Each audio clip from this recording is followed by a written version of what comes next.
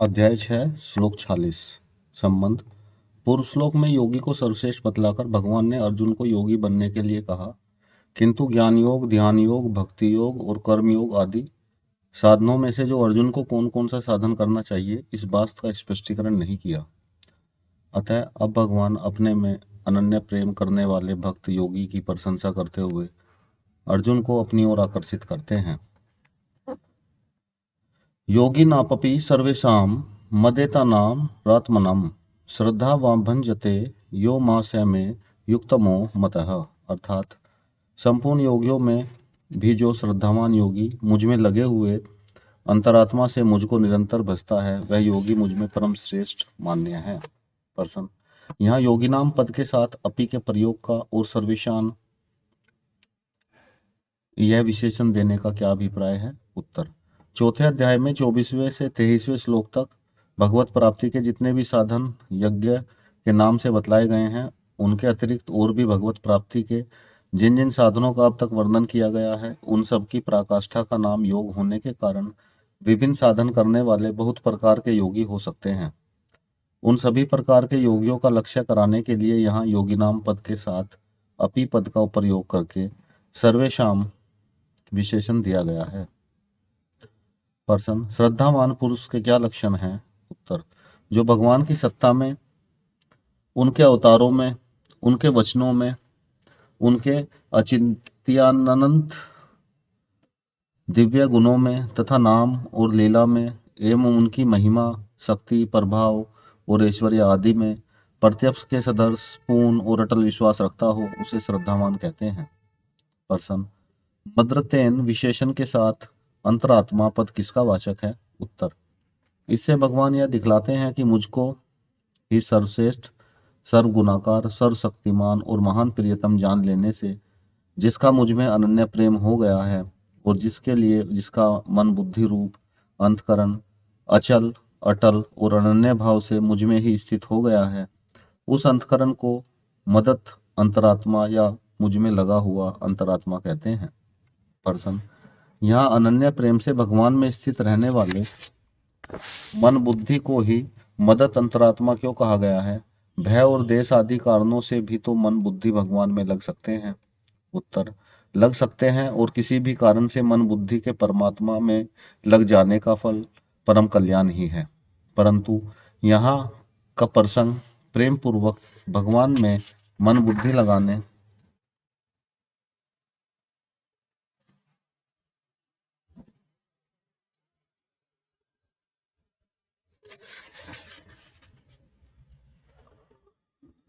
भगवान में लग सकते हैं। उत्तर। लग सकते हैं, लेकिन किसी भी कारण से मन बुद्धि के परमात्मा में लग जाने का फल परम कल्याण ही है। परंतु यहाँ का प्रसंग प्रेम पूर्वक भगवान में मन बुद्धि लगाने का भय और देश पूर्वक नहीं है, क्योंकि भय और देश से जिसके मन बुद्धि भगवान में लग जाते हैं, उनको न तो श्रद्धावान ही कहा जा सकता है और न परम योगी ही माना जा सकता है। इसके बाद 7वें अध्याय के आरंभ में ही भगवान ने मध्यस्थ मना कहकर अनन्य प्रेम का ही संकेत किया है। इसके अतिरिक्त गीता में स्थान स्थान पर प्रेम पूर्वक ही भगवान में मन बुद्धि लगाने की प्रशंसा की गई है। अतएव यहाँ ऐसा ही मानना उचित है। पर्सन। यहाँ माम पद भगवान के सगुण रूप का वाचक है या निर्गुण का? उत्तर।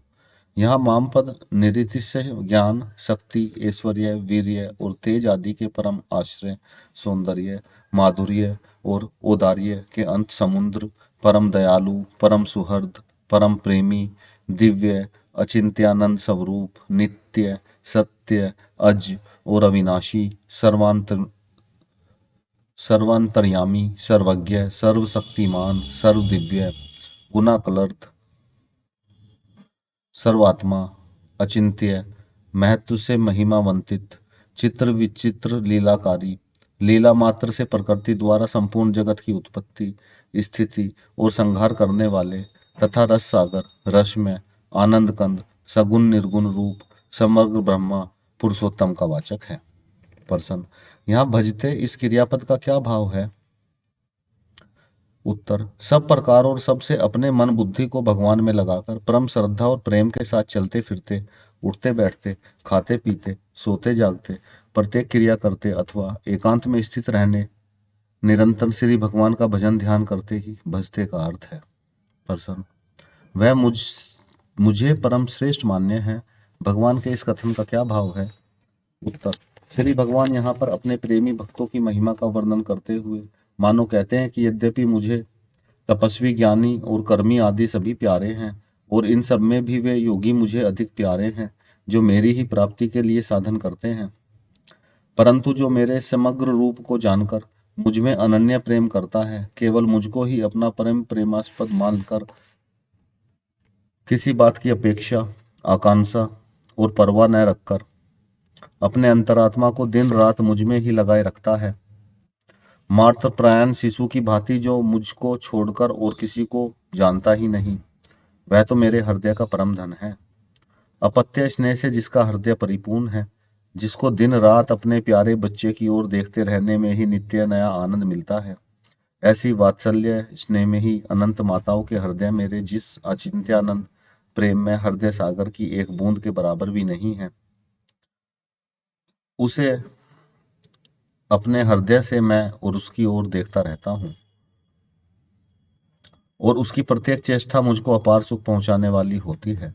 सारे जगत को अनादिकाल से जितने प्रकार के जो आनंद मिलते आ रहे हैं, वे सब तो मुझ आनंद सागर की एक बूंद की तुलना में नहीं आ सकते।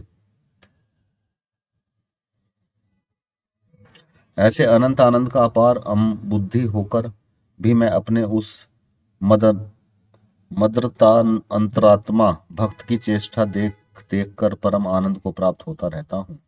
उसकी क्या बड़ाई करूं, वह मेरा अपना है, मेरा ही है। उससे बढ़कर मेरा प्रियतम और कौन है?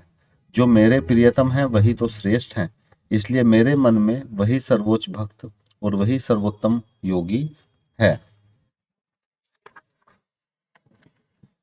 श्लोक 46। संबंध, योग भ्रष्ट की गति का विषय समाप्त करके अब भगवान योगी की महिमा कहते हैं, अर्जुन को योगी बनने की आज्ञा देते हैं। तपस्यो भक्तियो योगी ज्ञानियोपि मतो युद्ध का कर्मी भय विधि को योगी तस्मादोगी भवार्जुनः। अर्थात योगी तप विषयों से श्रेष्ठ है, शास्त्र ज्ञानियों से भी श्रेष्ठ है और सकाम कम करने वालों से भी श्रेष्ठ है। इससे हे अर्जुन तू योगी हो। प्रश्न, यहाँ तपस्वी शब्द किसका वाचक है? उत्तर, सकाम भाव में से धर्म पालन के लिए इंद्रिय संयम पूर्वक क्रियाओं का, विषय भोगों का त्याग करके जो मन, इंद्रिय और शरीर संबंधी समस्त कष्टों को सहन किया जाता है वही तप है और उसे करने वाले को यहाँ तपस्वी कहा गया है। प्रश्न, यहाँ ज्ञानी का क्या अभिप्राय है? उत्तर, यहाँ ज्ञानी न तो भगवत प्राप्त तत्व ज्ञानी पुरुष का वाचक है और न परमात्मा की प्राप्ति के लिए ज्ञान योग का साधन करने वाले ज्ञान योगी का ही वाचक है। यहाँ तो ज्ञानी केवल शास्त्र और आचार्य के उपदेश के अनुसार विवेक बुद्धि द्वारा समस्त पदार्थों को समझने वाले शास्त्रज्ञ पुरुष का वाचक है। प्रश्न, यहाँ कर्मी का क्या अभिप्राय है?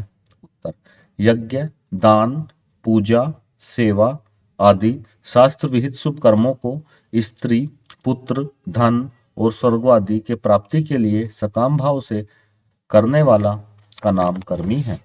प्रश्न, जब तपस्या करने वाले और शास्त्र ज्ञान संपादन करने वाले भी सकाम भाव से युक्त ही हैं, तब उन्हें भी कर्मी के अंतर्गत ही मानना उचित था, परंतु ऐसा न मानकर उन्हें अलग क्यों बतलाया गया? उत्तर, यहाँ कर्मी का प्रयोग इतने व्यापक अर्थ में नहीं हुआ है। सकाम भाव से यज्ञ, दानादि शास्त्र विहित क्रिया करने वाले का नाम ही कर्मी है। इसमें क्रिया की बहुता है, तपस्वी में क्रिया की प्रधानता नहीं, मन और इंद्रियों के संयम की प्रधानता है और शास्त्र ज्ञानी में शास्त्रीय बौद्धिक आलोचनाओं की प्रधानता है। भगवान ने इसी विलक्षणता को ध्यान में रखकर ही कर्मी में तपस्वी और शास्त्र ज्ञानी का अंतर्भाव न करके उसको अलग निर्देश किया है। प्रश्न, इस श्लोक में योगी शब्द का क्या अभिप्राय है? उत्तर, ज्ञान योग, ध्यान योग, भक्ति योग और कर्म योग आदि किसी भी साधन से साधन की पराकाष्ठा रूप समत्व योग को प्राप्त हुए पुरुष का नाम यहाँ योगी है। प्रश्न, ज्ञान योग और कर्म योग ये दो ही निष्ठाएं मानी गई हैं, फिर भक्ति योग, ध्यान योग इनसे पृथक है? उत्तर, भक्ति योग कर्म योग के ही अंतर्गत है। जहाँ भक्ति प्रधान कर्म होता है वहाँ उसका नाम भक्ति योग है, और जहाँ कर्म प्रधान है वहाँ उसे कर्मयोग कहते हैं। ध्यान योग दोनों ही निष्ठाओं में सहायक साधन है। वह अभेद बुद्धि से किया जाने पर ज्ञान योग में, और भेद बुद्धि से किया जाने पर कर्मयोग में सहायक होता है। ओम तत्सदिति श्रीमद्भगवत गीता सुपनिषत्सु ब्रह्मा विद्याम योग शास्त्रे श्री कृष्ण अर्जुन संवादे आत्म संयम योगो नाम षष्ठो अध्याय।